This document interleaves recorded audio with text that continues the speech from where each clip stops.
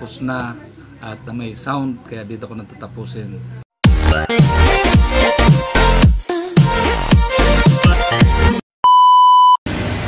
So what's up mga Kanonis TV? For today's video, mag-area na naman tayo. Papunta tayo ng Pasig Palengke. So nandito tayo ngayon sa Santa Misa. Ayan o, mga Kanonis TV. Santa Misa. Yan. Sa baguhan dyan sa channel ko. Kalimutan mo subscribe, like, and share. Yan, para lagi kayong updated sa susunod ko pang mga video. Yan. Shoutout nga pala sa mga solid supporters ni Kanonis TV. So ngayon pupunta tayo ngayon sa daanan ng mga jeep, terminal ng jeep. Yan. Para doon tayo magabang ng doon tayo magabang ng masakyan. Yan o. Ayan. Tawid na lang tayo dyan. Kabataan.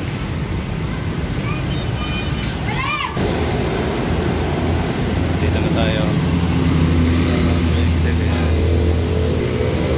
Isim Santa Misa. Ano? So tawid tayo dito.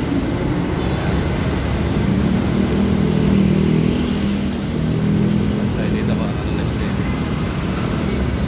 Pedestrian nila. Yan. Yan o. So update ko kayo mga Kanonis TV pag tayo sa Pasig. A few moments later. Kanonis TV may mga Santa Claus Vermont na.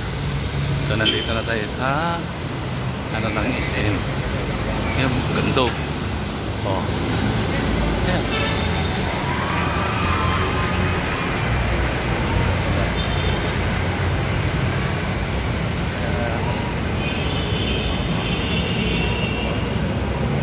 Yan. Ang ganda.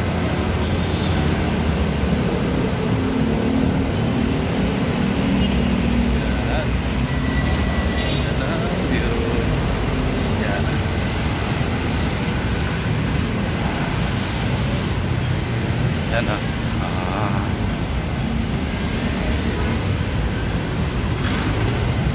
Ito, medyo makita dandan dito.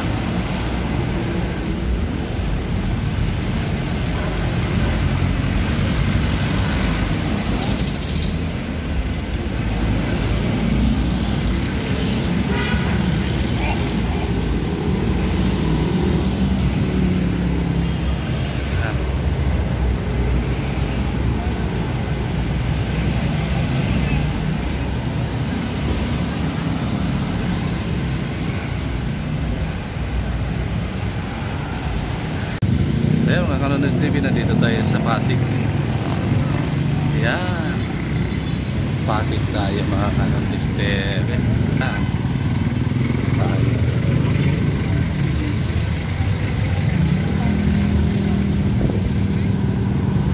Hanap tayo ng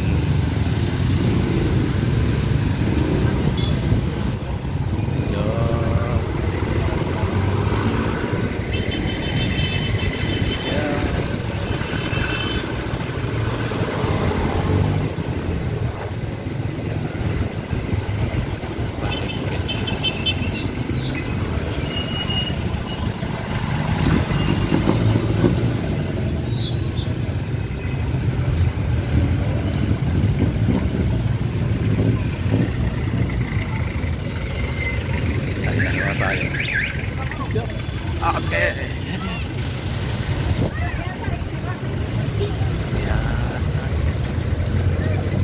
One hour later. So yun mga guys, magagawa tayo ng expenses ngayon. Kararating lang natin eh. Time check is 5 o 7. Gagawa tayo ng expenses. Dahil galing tayo ng biyahe. So gagawa tayo ng expenses. Samahan niyo ako mga Kanonis TV Vlog sa paggawa ng expenses. yung supply chain po nila yung pinaka-sentro po ng kanilang business. Responsable po ito sa planning, sa manufacturing, and engineering po para ma-engineer yung product distribution po and delivery po ng kanilang company. Sa product lines and differentiation po ng Coca-Cola, meron po sila yung bottle and can po. Ang cool po kasi ng kanilang design po, bumagay po yung red sa black po na design po sa 26 na. makabote po or can po yung soft drink. Gumagamit po sila ng mga bright colors and detailed patterns po. Mga video po. Sa packaging nyo naman po, gumagamit yung po ng Coca-Cola ng mga branded po para Anong date ngayon, Mikoy? 20 po. Matuwa po po yung 24 na ito. dahil hindi ko na tayo yung mga pera nila pag pinili. Technical details naman po. Yung Coca-Cola ng company. Galing po sa United States of America po. Then, distribute po siya noong 1892. Then, hanggang ngayon po, tumapak po kami po ang company.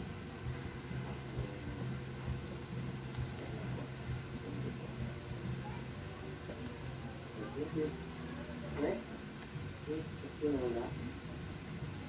Good afternoon po. The product I chose po is Pandora.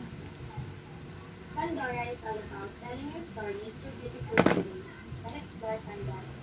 Pandora expertly blends advanced technology with traditional craftsmanship using steering silver, 14 gold, Pandora rose, lab created sandstone, and recycled metals to create stylish, durable, and eco-friendly shoes.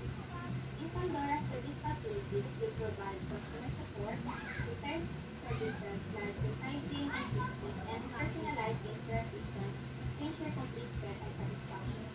While in their distribution and delivery, Pandora's global retail network is complemented by an online shop offering various shipping options, regional distribution centers, and efficient logistics to ensure timely and reliable order fulfillment. They have physical stores here in Alabang and SM Mall.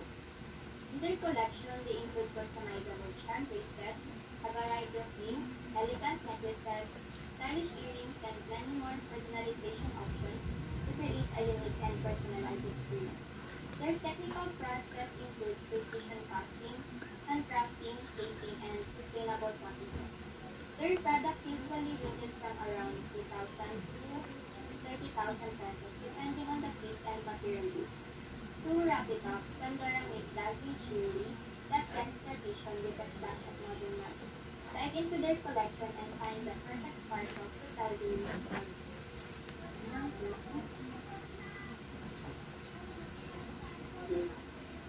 Next, Miss Pompilio. Hello po, good afternoon po. So, yung company po na napili ko is yung Starbucks or yung product nila is yung coffee. So, yung Starbucks po kasi, in terms of production method, meron silang ginagamit na two strategies, which is yung batch production and job production. So, si Starbucks coffee po kasi, yung beans nila na ginagamit to make their coffee is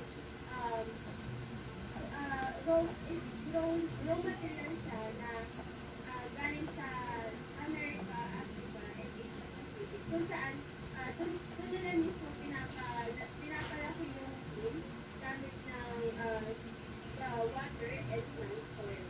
So, after ng production method ng raw materials ng which is yung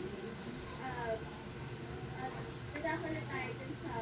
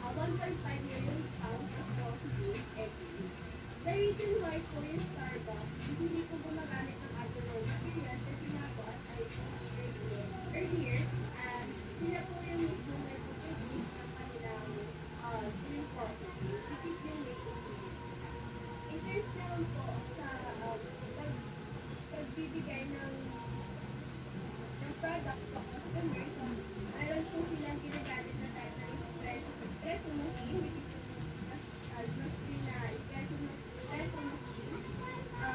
Ito po yung manufactured by the Cremo plant sa Switzerland. At ito po yung pinaniniwalaan na isa sa mga pinaka-efficient na equipment in terms of making some espresso coffee. So, in year 2010 po, yung Starbucks initiated the Starbucks Research Program for single origin coffee and high-end coffee shop. So, dito po nag-start yung Starbucks na mag-offer domestically and globally. Starbucks has a strong well-known brand na hanggang ngayon naman po is kilalang kilala.